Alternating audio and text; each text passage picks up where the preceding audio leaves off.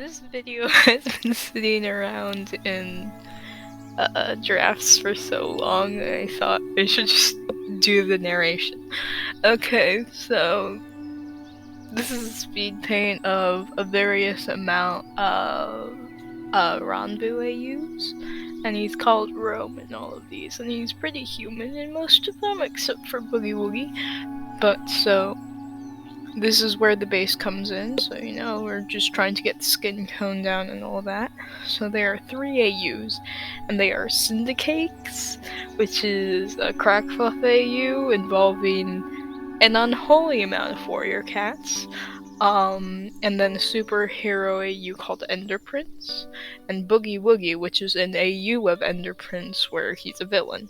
So in this one, I've already done the Syndicates version. As you can see, he has cotton candy hair because I thought it'd be funny and keep the duality motif.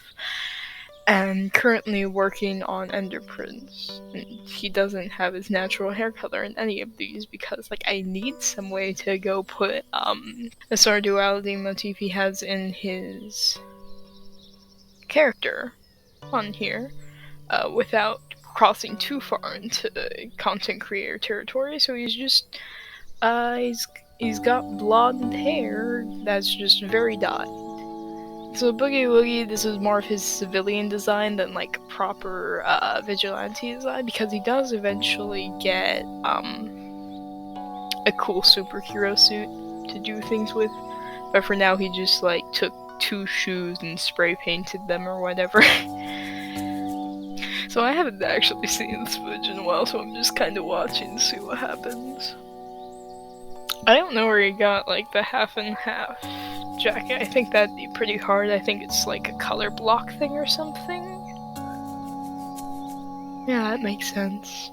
And then just normal colored pants, and I fiddle around with the shades to get enough contrast out of it. It's just very monochrome except for the shoes. And I imagine that would change in his proper suit. So that red and green would repeat more throughout the suit.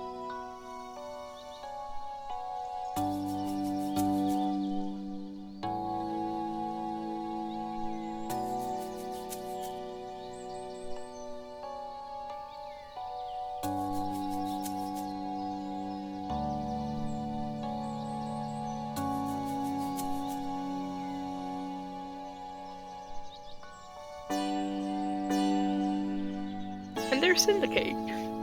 As you can see, he's got a little Syndicate shirt with sweater vest folds, I think they're called, because he works at it for that.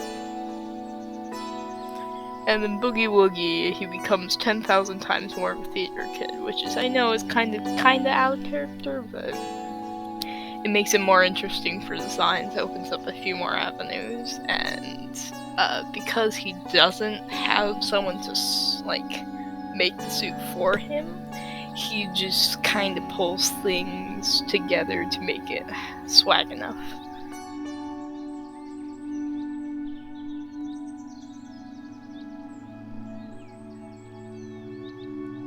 And then I was trying to figure out how to make him look more evil without just giving him a longer cloak, so he kind of gets tattered for a bit, and then eventually I decided to make him kind of inhuman, because that would be interesting. So he gets a tail.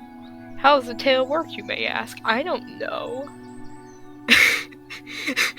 I genuinely do not know how you would go about that, but he also gets a crown, and it's Burger King. It's canonically Burger King crown. He just tried to, I guess he has enough costume expertise in this version to just make his own. He loses the little cowlick thing, because as we all know, cowlicks are only for heroes. If you have a cowlick and you're a villain, you're lying. Gray gets completely destroyed because he's just evil in this one, at least at the beginning. I genuinely do not know how that tail works. I guess it's kind of like them fairy tales where you just have the thing that automates wags and stuff, but that doesn't make sense. It's too dexterous for that. What's it called? Prehensile tails. So the crown, I think, would kind of go from normal I am the man crown type to like a fairly normal crown or something, or fall off at some point.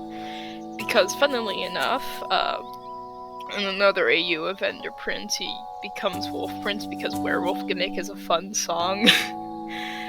And so I guess like that Burger King crown would kind of like symbolize his fall to the dark side or whatever, you know, being a bit more tyrannical than a Robin Hood type of guy.